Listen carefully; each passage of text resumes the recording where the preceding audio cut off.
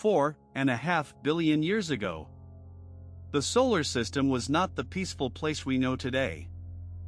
It was a war zone. A primordial furnace of colliding rock, fire, and chaos. And from that violence, our Earth was being born. Rock by rock. Collision by collision. A molten world, entirely covered in magma oceans kilometers deep.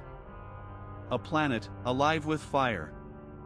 And Theia was on a collision course with Earth. The impact was beyond comprehension. Two worlds colliding at 40,000 kilometers per hour.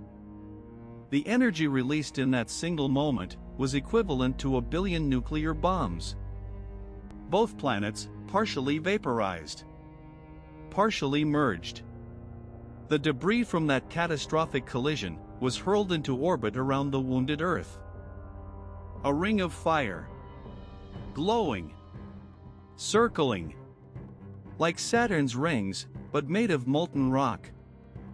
And then, gravity went to work. Over millions of years, the debris slowly came together. It cooled. It solidified. And from that ring of destruction, our moon was born. The moon you see tonight is a piece of Earth itself. Forged from the most violent collision in our planet's 4.5 billion year history. It stabilizes our axial tilt, giving us stable seasons.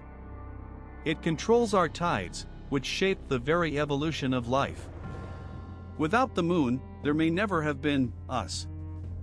The next time you look up at the night sky, remember that quiet, silver light was born from catastrophe.